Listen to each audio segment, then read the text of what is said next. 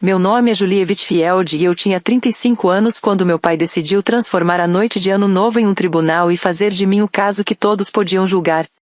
Nós estávamos sentados na mesa de jantar dos meus pais, pratos ainda quentes, copos meio cheios, aquele tipo de jantar de família em que as pessoas sorriem para fotos antes de dizer coisas que nunca gostariam de ver registradas. Os filhos do meu irmão estavam rindo no outro cômodo. Minha mãe estava ajeitando o guardanapo no colo, como se já soubesse que algo duro ia ser dito e tivesse escolhido não impedir. Então meu pai levantou o copo, olhou direto para mim e disse com uma risadinha: "Ainda solteira aos 35? Acho que o ano novo é só você e seus arrependimentos." Algumas pessoas deram risada, porque era mais fácil do que admitir que aquilo foi cruel. Eu segurei meu copo e não disse nada. Minha mãe me olhou com aquela expressão fria e controlada, que ela usava quando queria parecer gentil enquanto machucava fundo. Algumas pessoas ficam sozinhas por um motivo, ela disse. Naquele momento, o clima da sala mudou. Não de forma barulhenta ou dramática. Só o suficiente para eu sentir 8 anos de silêncio subirem no meu peito de uma vez. Meu pai se encostou na cadeira, satisfeito, como se tivesse falado o que todos pensavam. Então eu coloquei meu copo na mesa com cuidado, olhei para ele e sorri. "Eu não estou sozinha", eu disse. "Eu sou casada há anos. Vocês só nunca foram convidados." O rosto da minha mãe ficou pálido. Meu irmão parou de mastigar. O sorriso do meu pai desapareceu tão rápido que quase pareceu doloroso. Então ele bateu a mão na mesa com força, fazendo os talheres tremerem. "Explique isso agora." E pela primeira vez na minha vida, eu estava pronta. "Mas antes de eu te contar o que aconteceu depois, me diga onde você está e como está o tempo aí. Eu só quero saber até onde a minha história pode ir."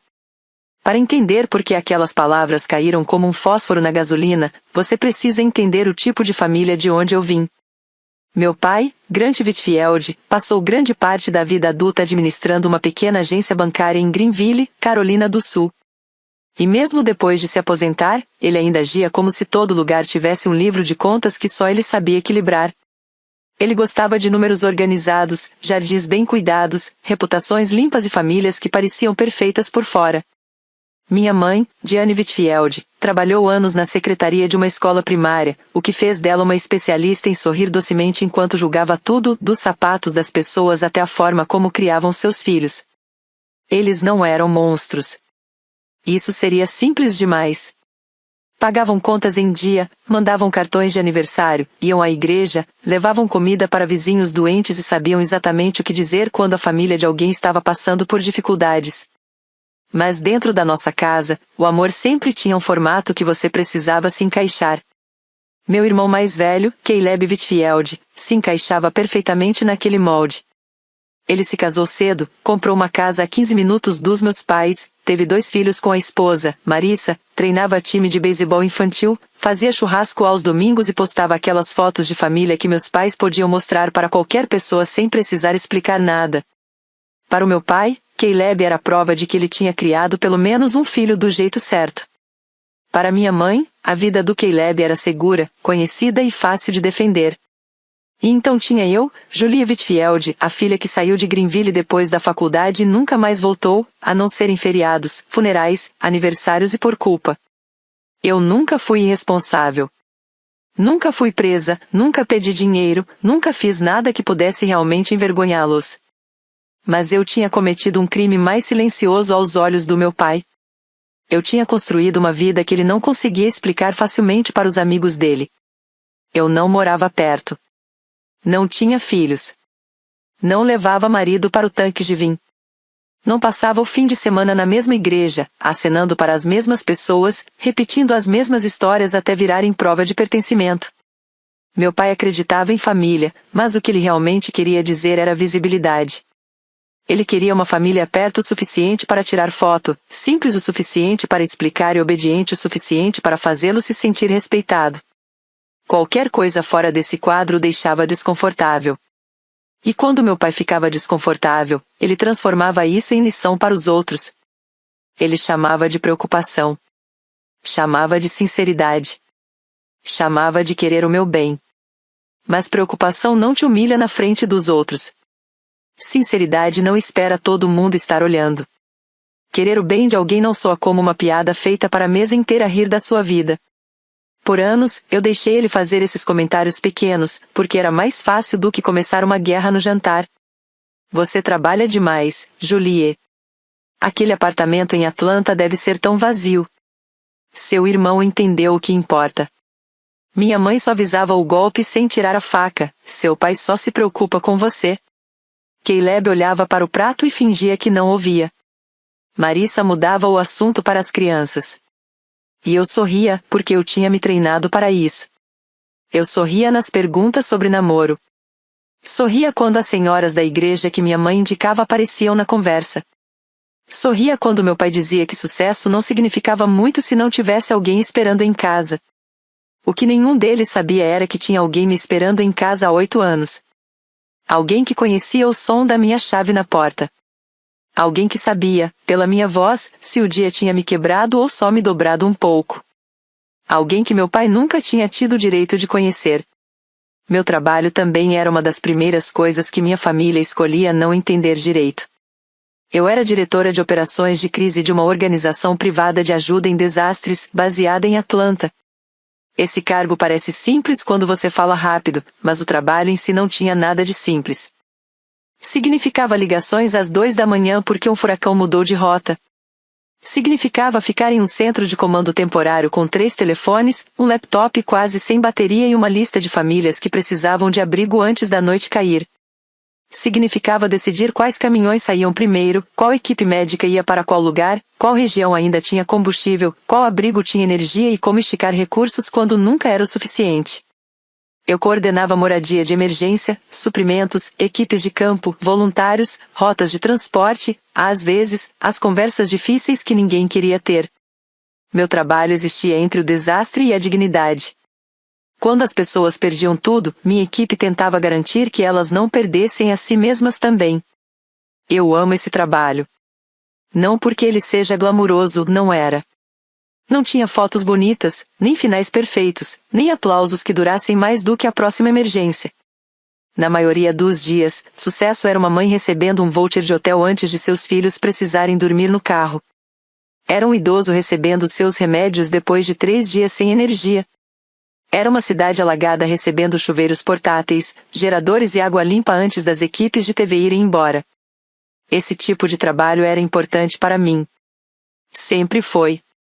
Mas para minha família, isso era só mais um sinal de que eu tinha escolhido a vida errada. Meu pai dizia: ficar correndo atrás de desastre não é futuro, Julie.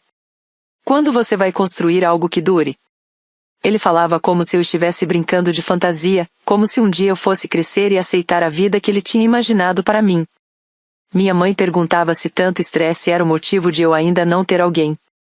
Caleb uma vez me disse, com cuidado, que talvez eu estivesse usando o trabalho como desculpa para não encarar o quanto eu era solitária. Eu lembro de olhar para o meu celular depois dessa ligação, sentada em um aeroporto perto de Tampa, ainda com lama nas botas de um bairro alagado onde minha equipe tinha passado o dia realocando famílias.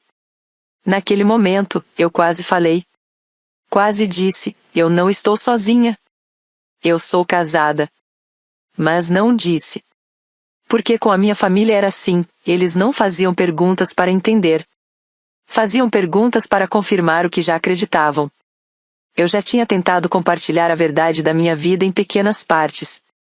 Quando nossa organização ajudou a realocar centenas de famílias depois de uma tempestade no litoral, eu mandei uma matéria no grupo da família.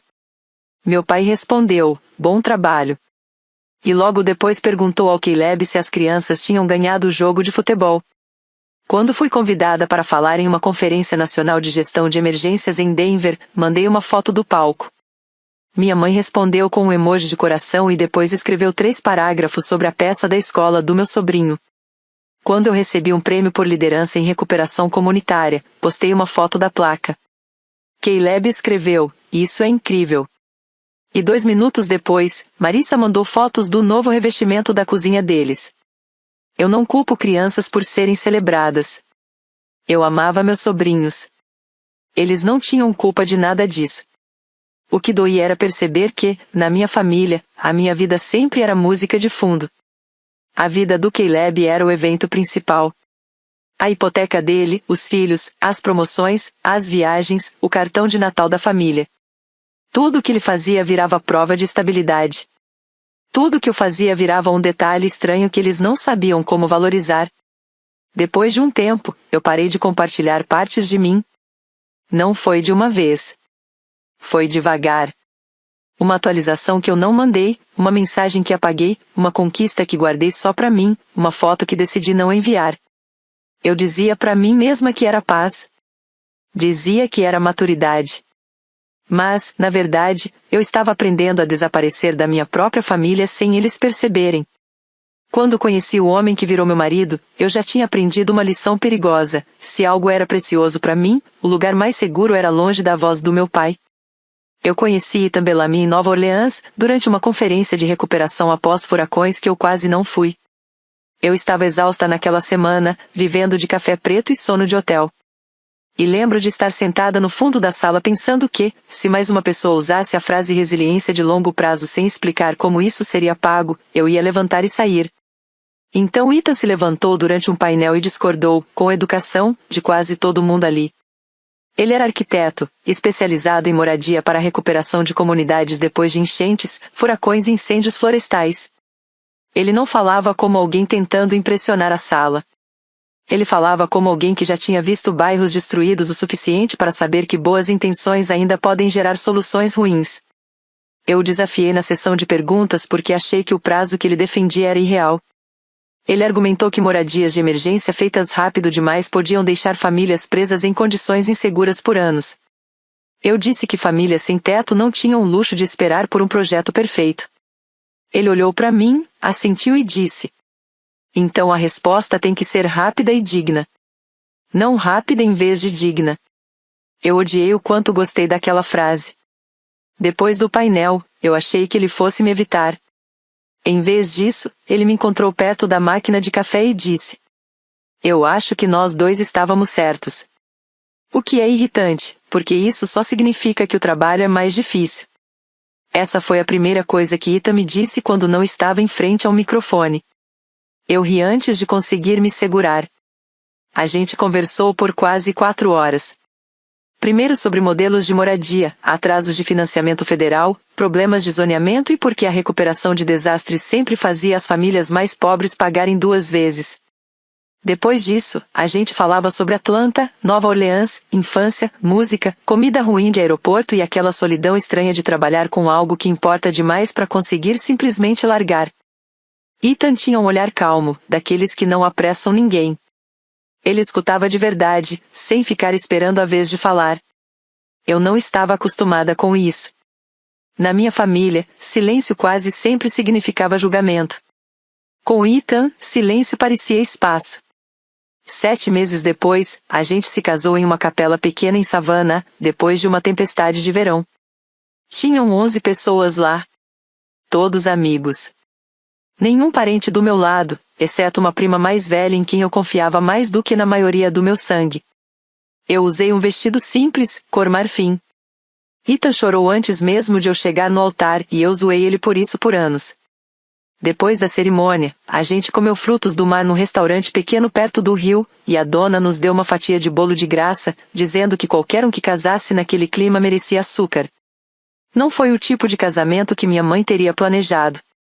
Não teve anúncio na igreja, não teve briga de lista de convidados, não teve discurso de família, nem dança pai e filha onde meu pai pudesse fingir orgulho para a plateia.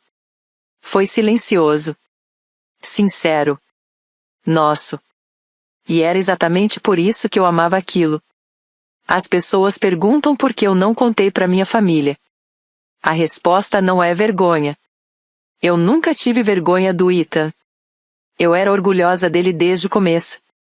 Eu não contei porque eu já sabia o que meu pai faria com essa notícia. Ele ia perguntar por que Ethan não era de Greenville. Ia perguntar por que ele trabalhava em zonas de desastre em vez de um escritório estável. Ia perguntar se a família dele era respeitável. Ia perguntar por que a gente tinha apressado as coisas. Mesmo que 7 meses conhecendo Ethan fossem mais honestos do que 35 anos sendo mal interpretada na mesa dos meus pais, ele ia transformar meu casamento em um julgamento e ele mesmo em juiz. Ethan sabia disso. Eu contei mais do que eu queria admitir. Uma noite, poucas semanas antes do casamento, eu perguntei se ele achava injusto eu não convidar minha família. Ele ficou quieto por um momento, depois segurou minha mão e disse: Eu não preciso ser aceito por pessoas que ainda não aprenderam a te respeitar. Aquilo me acalmou de um jeito estranho. Não porque resolveu tudo, mas porque deu nome ao que era real. Minha família não só não sabia coisas sobre mim. Ela não respeitava o que já sabia. Então eu mantive meu casamento em privado, não escondido por vergonha, mas protegido do desprezo. Por 8 anos, Ethan foi meu lar, minha testemunha e a parte da minha vida que meu pai não podia alcançar. Nosso casamento não era perfeito daquele jeito polido que as pessoas fingem nas redes sociais. Era melhor. Era real. A gente construiu uma vida em Atlanta que não precisava se explicar para ninguém.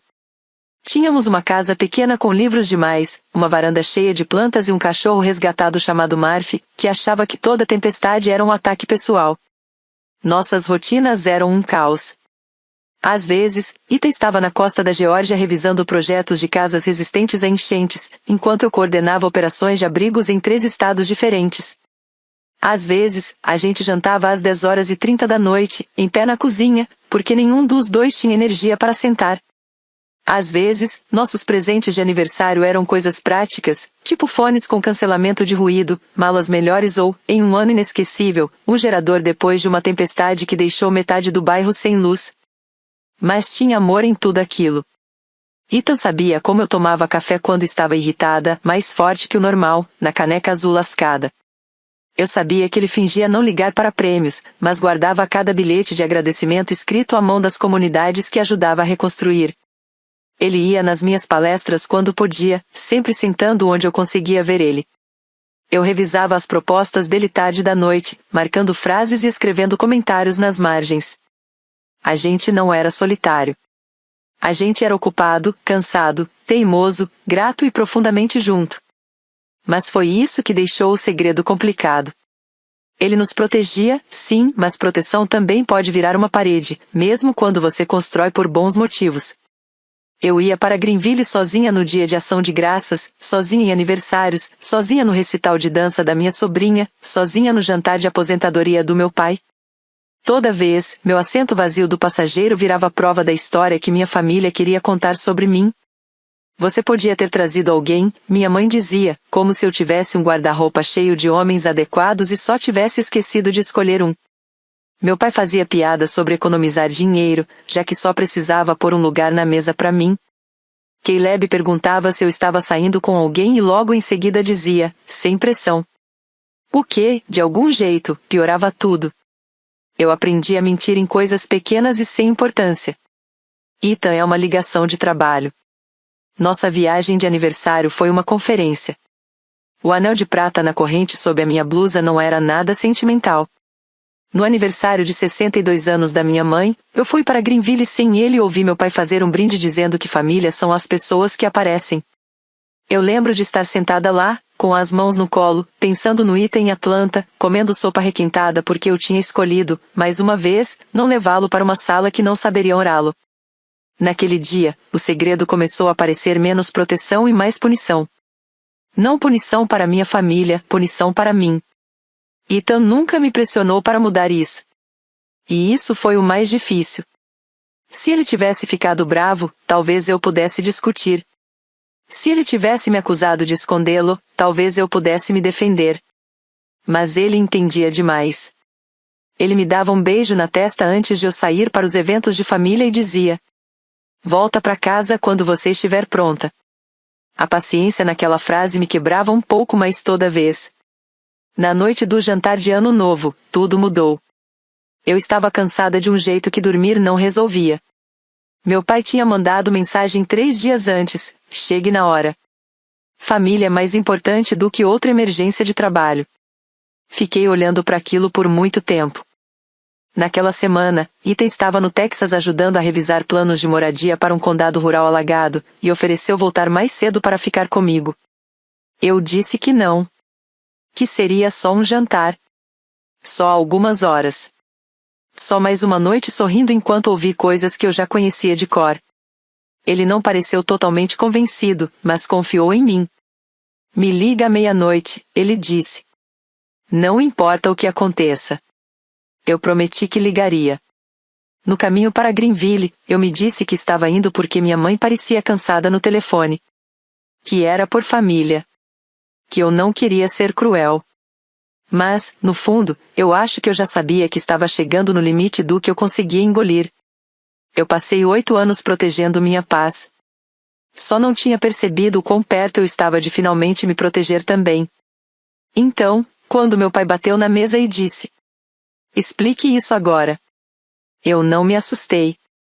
E isso me surpreendeu mais do que surpreendeu qualquer outra pessoa. Na maior parte da minha vida, aquele tom teria sido suficiente para me encolher. Era a voz que ele usava quando uma conta atrasava. Quando Caleb arranhou o carro na adolescência. Quando eu voltei da faculdade e disse talvez eu não volte a morar em Greenville. Era a voz de um homem que achava que volume era o mesmo que autoridade. Mas naquela noite, o barulho da mão dele na mesa não me deu medo. Ele só deixou tudo dentro de mim muito, muito quieto. Eu peguei meu celular, abri minhas fotos e virei a tela para eles. A primeira imagem era do dia do nosso casamento em Savannah. Ethan estava na minha frente, de terno escuro.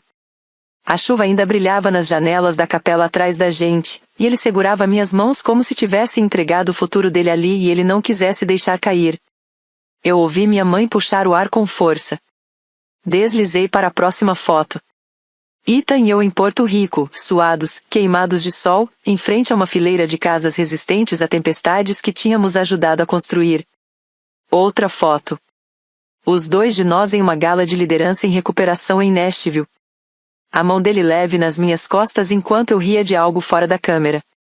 Outra. Nosso 5º aniversário nas montanhas Blue Ridge, enrolados em cobertores na varanda de uma cabana. Murphy dormindo entre nós. Outra. Ethan na plateia da minha cerimônia de premiação em Atlanta, olhando para mim com um orgulho tão grande que ainda apertava minha garganta só de lembrar. Ninguém falou por alguns segundos. Caleb parecia em choque. Marissa levou a mão à boca. Os olhos da minha mãe iam do meu rosto para o celular como se ela estivesse tentando fazer 8 anos voltarem ao contrário. Meu pai foi o primeiro a quebrar o silêncio. Isso é ridículo, ele disse, mas a voz dele já não tinha a mesma força. Você espera que a gente acredite que você é casada há 8 anos e nunca contou nada?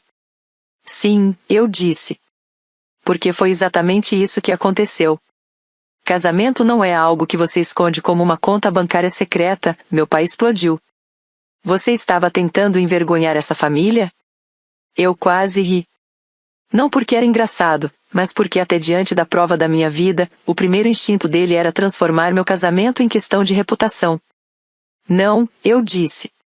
Eu estava tentando proteger algo valioso de uma sala que nunca soube cuidar de nada valioso para mim. O rosto da minha mãe se desfez um pouco. Julie, por que você diria isso? Porque é verdade. Minha voz não tremeu. Eu olhei para ela, depois pro Caleb, depois de volta pro meu pai. Vocês sabem o que eu realmente faço. Não há versão vaga. Não o Julie viaja muito ou o Julie ajuda depois das tempestades. Vocês sabem qual é meu trabalho. Meu pai abriu a boca, e fechou. Minha mãe sussurrou. Você coordena programas de ajuda. Eu dirijo operações de crise em vários estados, eu disse. Eu gerencio abrigos de emergência, equipes de campo, cadeias de suprimento e logística de recuperação quando comunidades estão desmoronando. No ano passado, minha equipe colocou mais de 900 pessoas desabrigadas em moradia temporária segura depois de 2 grandes tempestades. Eu tinha mandado a matéria no grupo da família. Caleb olhou para baixo. Ele lembrou. Meu pai respondeu com um joinha. Eu continuei. Depois perguntou pro Caleb como tinha sido o jogo de beisebol das crianças. Quando eu ganhei um prêmio de liderança em recuperação em Atlanta, mandei uma foto. Minha mãe mandou um coração. E depois a gente passou 40 minutos falando da reforma da cozinha da Marissa. Quando eu fiz uma palestra em Denver sobre resposta a desastres rurais, mandei o link. Ninguém assistiu. Minha mãe começou a dizer meu nome, mas eu não parei. Não estava gritando. Eu estava testemunhando. Eu parei de compartilhar porque tudo que era importante na minha vida desaparecia dentro dessa família. Virava fundo. Virava algo que vocês mencionavam por educação antes de voltar para a vida que vocês entendem. Então, quando eu conheci alguém que eu amava, alguém gentil, brilhante, constante, alguém que realmente me escuta, eu fiz uma escolha. Eu mantive ele longe dessa mesa. O maxilar do meu pai travou. Então isso é culpa nossa? Não, eu disse. Minhas escolhas são minhas. Mas o motivo delas existirem pertence a essa sala. Aquilo acertou. Eu vi no Caleb primeiro. O rosto dele mudou, não de forma dramática, só o suficiente para eu perceber que ele finalmente entendeu que o lugar seguro dele na família tinha sido construído, em parte, apagando o meu. Meu pai empurrou a cadeira para trás. Eu não vou ser julgado na minha própria casa. Então escuta, eu disse. As palavras saíram antes que eu pudesse suavizar. E pela primeira vez, eu não tirei de volta. Vocês me chamaram de solitária por anos porque isso fazia vocês se sentirem certos. Me chamaram de egoísta porque a minha vida não girava em torno da de vocês. Chamaram meu trabalho de instável porque não sabiam como se gabar dele na igreja. E hoje vocês tentaram me humilhar na frente de todo mundo porque achavam que eu não tinha nenhuma prova de que era amada. O rosto dele ficou vermelho. Minha mãe estava com lágrimas nos olhos agora, mas eu não conseguia saber se era por mim ou pelo desconforto de finalmente ouvir a verdade em público. Eu me levantei e peguei meu casaco. Vocês não vão conhecer o Ethan porque estão curiosos. Vocês não vão ter acesso ao meu casamento porque o orgulho de vocês foi ferido. Se um dia vocês conhecerem meu marido, vai ser porque primeiro aprenderam a respeitar a filha de vocês. Meu pai disse meu nome uma vez, mais baixo dessa vez. Talvez como aviso. Talvez como pedido. Eu já não me importava qual dos dois era. Olhei para ele e disse: eu não vim aqui para ser julgada. Eu vim para me despedir da versão de mim que ainda pedia permissão. E saí antes da comida principal ser servida. Atrás de mim, ninguém riu. Ninguém me chamou de volta, exceto minha mãe. E mesmo ela só disse meu nome uma vez, como se soubesse que não tinha direito de me pedir para ficar. Lá fora, o ar frio parecia honesto. Meu celular vibrou na minha mão. Era o Ethan. Só 2 palavras: você tá bem? Pela primeira vez naquela noite inteira, eu sorri. Respondi: vou ficar. Entrei no carro e fui embora daquela casa onde eu tinha passado anos demais me diminuindo. As consequências não vieram como um raio. Vieram como uma rachadura lenta no vidro. No começo, silêncio. Nenhuma ligação naquela noite, nenhum pedido de desculpas na manhã seguinte. Só uma mensagem do Caleb. Eu não fazia ideia. Fiquei olhando aquilo por um tempo antes de responder. Eu sei. Esse era parte do problema. Minha mãe ligou 2 dias depois, mas eu não atendi. Ela deixou um recado. Seu pai está chateado. Apaguei antes dela terminar a frase. Eu já tinha cansado de tratar o desconforto dele como uma emergência. No fim da semana, a história já tinha começado a se espalhar pela família, porque segredo não fica parado depois que sai da mesa de jantar. Uma tia ligou para minha mãe perguntando se era verdade que eu era casada há anos. Um primo encontrou um vídeo de uma das minhas palestras na internet e mandou no grupo da família. Julie é incrível. Por que ninguém contou isso pra gente? Foi aí que meu pai começou a entender a parte que mais doeu nele. Ele não tinha só errado. Ele tinha errado em público. A imagem que ele passou anos construindo, o pai sábio, o homem respeitado, aquele que sabia o que era uma família de sucesso, tinha rachado na frente das mesmas pessoas que ele queria impressionar. Uma semana depois, alguém da igreja comentou que tinha visto o trabalho da minha organização no noticiário regional depois de uma enchente. Meu pai, que gostava de parecer bem informado, teve que admitir que não tinha visto. Para um homem como Grant Whitfield, aquilo foi uma punição mais forte do que gritar. Ele teve que encarar o fato de que estranhos sabiam mais sobre a vida da filha dele do que ele. Minha mãe ligou de novo depois disso. Dessa vez, a mensagem era diferente. Ela não falou sobre os sentimentos do meu pai. Ela disse: Julie, me desculpa por termos deixado mais fácil você esconder a alegria do que compartilhá-la. Foi essa primeira frase que me fez ligar de volta para ela. Eu não a perdoei naquela ligação. Preciso deixar isso claro. Perdão de verdade não é um botão que você aperta só porque a outra pessoa finalmente se sente culpada. Eu perguntei do que ela estava se desculpando. Ela chorou, mas respondeu. Disse que sentia muito por ter deixado meu pai transformar preocupação em crítica. Que sentia muito por agir como se casamento e filhos fossem a única prova de uma vida com valor. Que sentia muito por me ensinar que boas notícias eram mais seguras quando guardadas em silêncio. Foi a primeira conversa realmente honesta que eu tive com a minha mãe. Depois ela perguntou se podia conhecer o Ethan. Eu disse que ia perguntar a ele e deixei claro que existiam regras. Nada de piada sobre o tempo que levou. Nada de perguntas sobre filhos. Nada de comentários sobre o porquê de termos tido um casamento pequeno. Nada de fingir que os últimos 8 anos tinham sido só um grande mal-entendido. Se eles entrassem na nossa casa, seria com respeito ou não entrariam. Em março, Ethan e eu fizemos nosso jantar de aniversário de 8 anos em Atlanta. Meus pais vieram. Caleb também veio, sem a Marissa e sem as crianças, porque disse que precisava estar presente sem se esconder atrás do barulho da família. Ethan abriu a porta ele mesmo. Ele não foi frio. Também não foi exageradamente acolhedor. Ele foi educado, calmo e firme, como sempre foi. Minha mãe trouxe flores e olhou para ele com uma expressão de quem percebe que não tinha perdido uma informação, tinha perdido uma pessoa. Caleb apertou a mão dele e disse: Eu também te devo desculpas, mesmo a gente acabando de se conhecer. Ethan assentiu e respondeu: Eu agradeço isso. Meu pai foi o último a falar. Durante a maior parte do jantar, ele esteve mais quieto do que eu já tinha visto na vida. Ele fez perguntas sobre os projetos de moradia do Ethan, e eu percebi pelo cuidado com que ele falava que tinha pesquisado sobre isso anos atrás. Isso quase me emocionou. Naquela noite, eu deixei aquilo ser só um começo. Depois da sobremesa, meu pai ficou em pé no fim da nossa mesa de jantar. As mãos dele estavam juntas na frente do corpo, e pela primeira vez ele não parecia um juiz. Parecia um homem velho que finalmente encontrou o preço da própria certeza.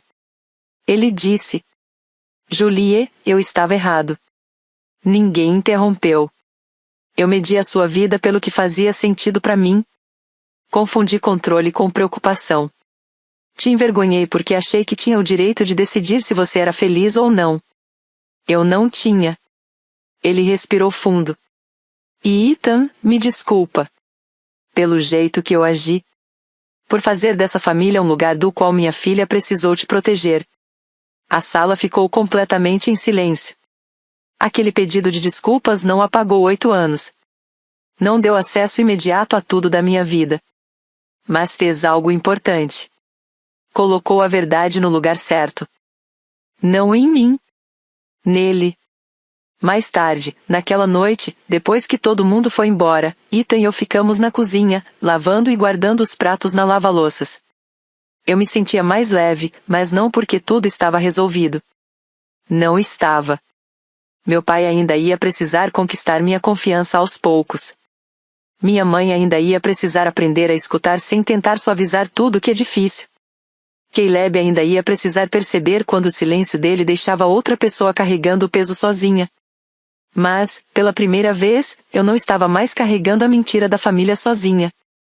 A lição que eu aprendi é uma que eu queria ter entendido antes. Amor sem respeito pode virar controle.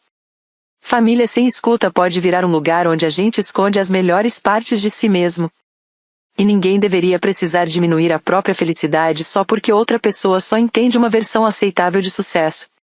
Educação não é só o que a gente aprende na escola ou no trabalho. Às vezes, o conhecimento mais importante vem de entender o próprio valor, criar limites saudáveis e não deixar a vergonha falar mais alto que a verdade. Eu ainda acredito que famílias podem mudar, mas só quando a honestidade é mais forte que o orgulho. E se você já escondeu uma parte da sua vida porque as pessoas mais próximas te faziam sentir julgado em vez de amado, eu espero que você se lembre disso. Sua paz não é desrespeito. Seus limites não são crueldade. E sua felicidade não precisa de permissão de ninguém que não conseguiu ver o seu valor quando ele estava bem na frente deles. Esta é uma história fictícia criada para fins educativos, com o objetivo de compartilhar lições úteis e mensagens positivas com o público. O pai dessa história é um exemplo doloroso de como orgulho e julgamento podem machucar uma família mais do que ele imagina. Ele acreditava ter o direito de definir a felicidade da filha, mas no fim teve que encarar as consequências da própria arrogância. Se você estivesse no lugar da Julie, o que você faria? Perdoaria depois de um pedido sincero ou manteria distância até ver uma mudança real?